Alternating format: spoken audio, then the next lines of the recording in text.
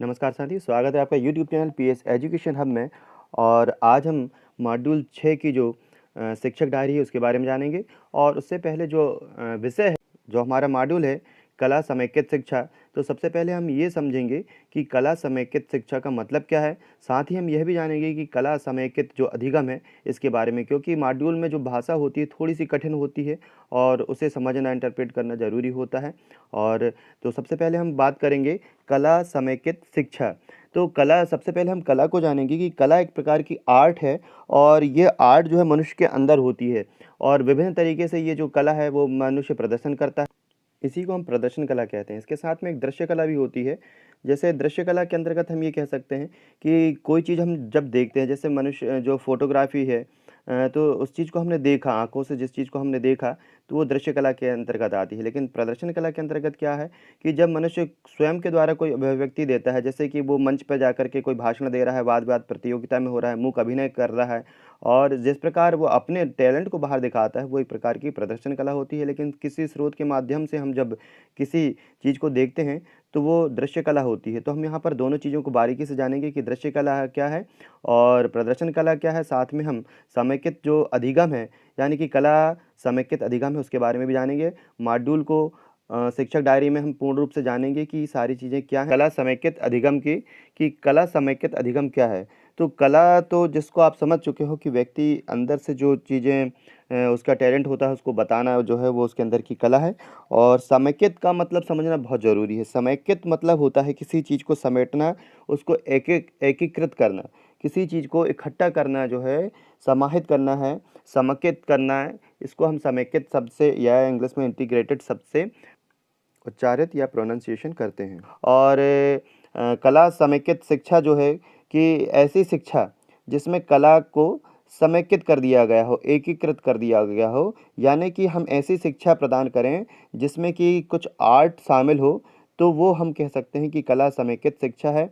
जैसे कि कुछ विषय होते हैं, जैसे हिंदी है, अंग्रेजी है, गणित है, भूगोल विज्ञान, इसमें हम जो विभिन्न प्रकार की जो कलाओं के द्वारा शिक्षा देते हैं बच्चों को, तो ये हम कला समेकित शिक्षा के अंतर्गत ला सकते हैं या कह सकते हैं। दूसरा इसमें विषय है वो होता है कला समेकित अधिगम। तो कला समेकित कला से भी आप परिचित हो चुके हैं, समेकित से भी परिचित हो चुके हैं। अब हम बात करते हैं अधिगम की। तो जो अधिगम होता है, अधिगम का मतलब होता है सहायक सामग्री। आपकी जो होती है टीएलएम, आपने किस मटेरियल का यूज़ किया है। तो जो कला समेकित अधिगम से हम तात्पर्य यह है कि विषय वस्तु को पढ़ाते हैं और विषय वस्तु को पढ़ाते समय हमें जो है कि सहायक सामग्री की आवश्यकता बहुत होती है। तो जब हम जो प्रदर्शन होता है, प्रदर्शन कला के माध्यम से या किसी कला के माध्यम से जब हम उस अधिगम को या सहायक सामग्री को प्राप्त करते हैं और बच्चों को वो चीज़ समझाते हैं, जिससे कि बच्चे बहुत आसानी से और सरल तरीके से वो चीज़ों को समझ लेते हैं, जिससे हम ये कह सकते हैं कि जो हमने अपने शिक्षण में कला समेकित जो है अधिगम, उसका हमने उपयोग किया है और इस उपयोग के माध्यम से बच्चा जो है वो बहुत आसानी से सीख जाता है। इसी प्रकार विस्तृत रूप से आप मॉड्यूल 6 को जब पढ़ेंगे तब उसमें यह समस्त जानकारी आपको प्राप्त होगी। साथ में हम संक्षिप्त रूप से देखेंगे कि जो शिक्षक डायरी है मॉड्यूल 6 की किस प्रकार बना सकते हैं। तो हमारे जो शिक्षक हैं उमरिया से प्रदीप त्रिपाठी जी काफ़ी अच्छी शिक्षक डायरी बनाते हैं। उन्होंने हमें ये डायरी भेजी है। तो हम देखते हैं कि मॉड्यूल 6 की जो शिक्षक डायरी है किस प्रकार आप संक्षेप रूप में बना सकते हैं। एक सुझावात्मक डायरी है, आप अपने स्वविवेक से इस प्रकार की डायरी बना सकते हैं। एक मार्गदर्शन है हमारे लिए।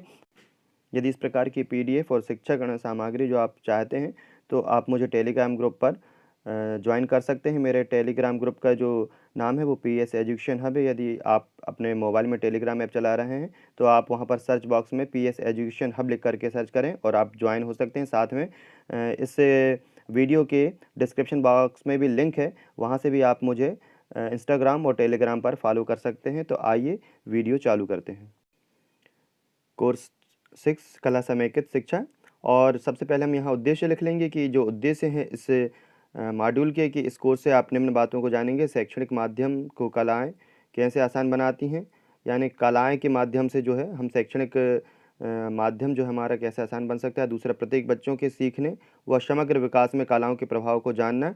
फिर क्या है, बच्चों की रचनात्मक अभिव्यक्ति का पता लगाने के माध्यम के रूप में विभिन्न कला रूपों का परिचय, विभिन्न विषयों को रोचक बनाने और आप आय उपयुक्त कला अनुभवों के आयोजनों की योग्यता हासिल करना, कला समेकित शिक्षा का उपयोग, कला का आकलन और इसमें इसका इस्तेमाल। फिर सामग्री की रूपरेखा जो होगी वो किस प्रकार होगी कि कला समेकित शिक्षा क्या है? ये प्रश्न एक महत्वपूर्ण है, ये आपका जो पोस्ट टेस्ट होगा उसके में भी पूछा जा सकता है कि कला समेकित शिक्षा क्या है, जिसके बारे में मैंने आपको पहले भी बताया हूँ। दूसरा फिर क्या है, शिक्षण के रूप में कला समेकित शिक्षा। फिर तीसरा है कई विषयों व अवधारणाओं के साथ कला समेकित शिक्षा को जोड़ना, कला समेकित शिक्षा द्वारा आकलन करना। तो इस प्रकार के जो प्रश्न रहेंगे, तो ये प्रश्नोत्तरी भी जो है आपके समक्ष अगले वीडियो में लेकर के आऊँगा, और साथ में ये चीज़ें आप एक नोट्स करते जाएँ कि जिससे कि आपको जो पोस्ट टेस्ट होगा उसमें आप अच्छे से कर सकें। फिर हम कला समेकित अधिगम के बारे में जानकारी लेंगे, इसके बारे में भी पूर्व में आपको बता चुका हूँ, फिर भी आप एक बार समझ लें कि यह सीखने और सिखाने का एक नया मॉडल है, जिसमें कला के द्वारा सीखना होता है। सीखने के लिए कला समेकन का अर्थ है कलाओं दृश्यात्मक ये और प्रदर्शनात्मक, ये दोनों चीज़ अलग-अलग है। दृश्यात्मक और प्रदर्शनात्मक का सीखने व सिखाने की प्रक्रिया में पूर्ण रूप से घुल जाना ही कला समेकन शिक्षा या अधिगम पाठ्यक्रम कहते हैं। इसमें कला सीखने का आधार बन जाती है, कला के द्वारा अवधारणा सरल सहज रूप से समझ आ जाती है। यह बच्चों को विभिन्न विषयों से जोड़ने के लिए सेतु का काम करती है। इस विधि में सीखना आनंददायी अनुभव युक्त होता है। जैसे कि जो आपको मैं पहले भी बता चुका हूँ कला समेकित अधिगम के बारे में, फिर हम बात करेंगे कला समेकित शिक्षा के बारे में। विभिन्न विषयों को सीखने सिखाने में कला का समावेशन करना ही कला समेकित शिक्षा है। कला दो प्रकार की होती है, एक तो दृश्य होती है, दूसरी होती है प्रदर्शन कला। दृश्य कला ऐसी कलाएं जिन्हें देखा या सराहा जाए, जैसे कि चित्रकला, फोटोग्राफ, छापा कला, मंच सज्जा, मिट्टी की आकृति, मूर्ति कला, शिल्प आदि। और प्रदर्शन कला जो होती है, इसमें प्रदर्शन, मंचीय कला, संचालन, मौखिक कौशल, चेहरे के हाव-भाव, शरीर की गतिविधि, लय का उपयोग, कलात्मक अभिव्यक्ति शामिल है। इसमें नृत्य, संगीत, रंगमंच, कठपुतली, मूक अभिनय, कहानी वाचन, मार्शल आर्ट, जादू का प्रदर्शन, सिनेमा शामिल है। तो यहाँ आप स्पष्ट है कि जो 2 प्रकार की जो कलाएँ होती हैं, एक तो दृश्य कला होती है। दृश्य कला जिसमें कि आप चित्रकला है, फ़ोटोग्राफ़ी है, जिसे आप देख रहे हैं। है ना? मंच सज्जा है, मिट्टी की आकृति है, मूर्ति कला, इसको आपने देखा अपनी आँखों से, तो ये दृश्य कला होगी। दूसरी प्रदर्शन कला जो होती है, जो मनुष्य अपनी अभिव्यक्ति करता है, अपना जो टैलेंट होता है, जिसको शो करता है, जैसे कि मंची कला जब वाद-वाद प्रतियोगिता होती है, उसमें संचालन करना है, मौखिक कौशल होते हैं, और चेहरे के हाव-भाव के द्वारा जो एक प्रकार का डेमो होता है। फिर शरीर की गति के बारे में लय का उपयोग कर कलात्मक अभिव्यक्ति, यानी जो मनुष्य के अंदर जो टैलेंट होता है उसको विभिन्न प्रकार से बताता है। इसमें जैसे कि नृत्य भी शामिल है, संगीत है, रंगमंच कलाएँ होती हैं, कठपुतली के द्वारा जो प्रदर्शन किया जाता है, मूक अभिनय होते हैं, कहानी वाचन होते हैं, मार्शल आर्ट होते हैं, जादू का प्रदर्शन, सिनेमा आदि, ये भी जो है वो प्रदर्शन कलाएँ होती हैं। फिर हम चलेंगे कला शिक्षा एवं कला समेकित शिक्षा में क्या अंतर है? ये बहुत ही महत्वपूर्ण है, संबंधित प्रश्न भी आपको आ सकता है कि कला शिक्षा या कला समेकित शिक्षा में क्या अंतर है?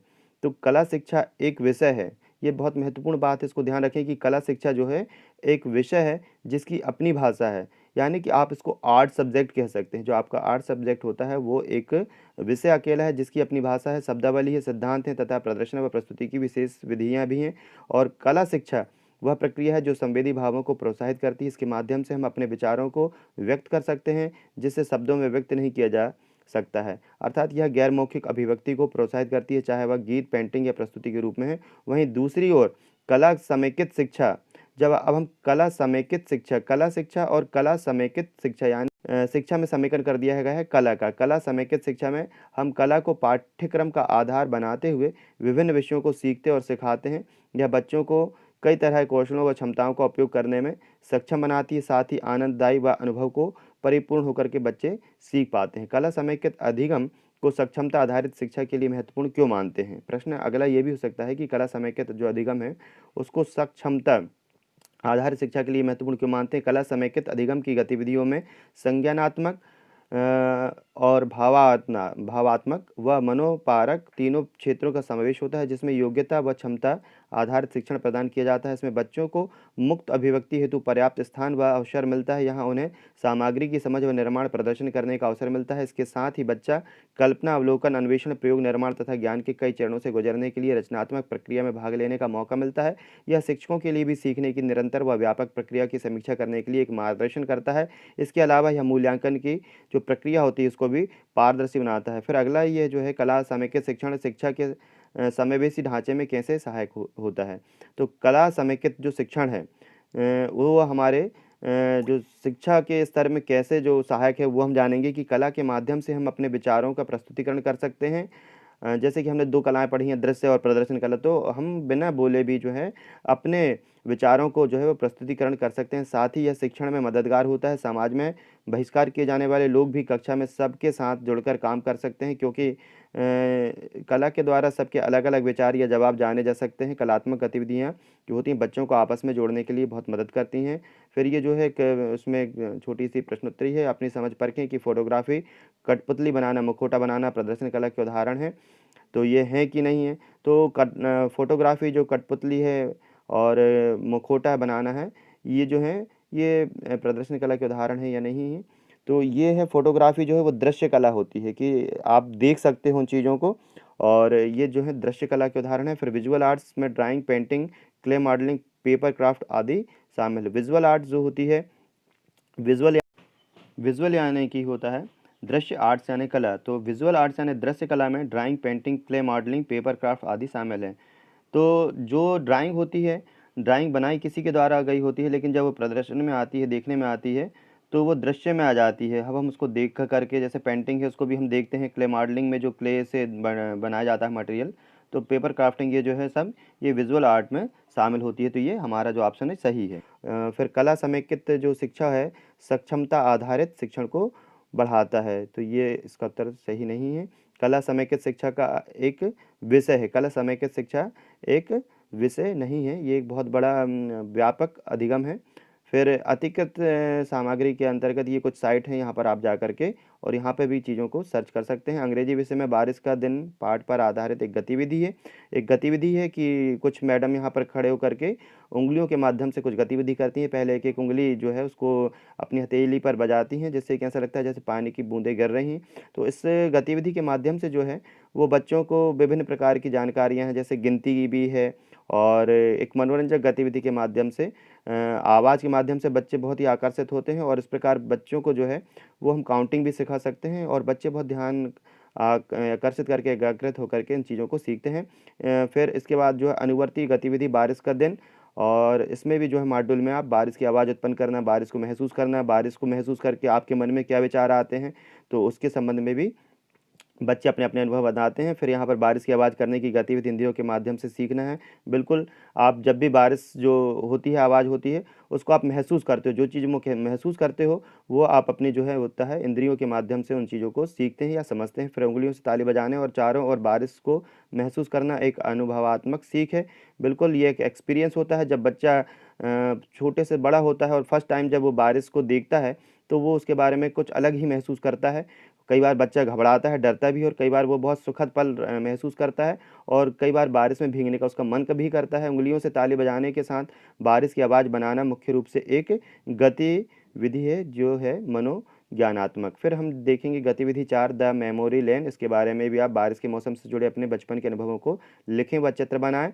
ये एक प्रकार की गतिविधि है। इसके बारे में आप ज़्यादा विस्तृत जानकारी के लिए ये जो लिंक दी है इस पर क्लिक कर सकते हैं। विभिन्न विषयों को कला समेकित शिक्षा से जोड़ना, ये महत्वपूर्ण है कि कला समेकित शिक्षा में 2 भाग होते हैं, कला और अधिगम, अर्थात कला के साथ सीखना सिखाना। माना कि हमारे पास कोई थीम्स या पाठ है, जैसे कि बरसात का दिन, इसके लिए अभी हमने जो ताली वाली जो गतिविधि है उसको हमने बच्चों से करवाया है।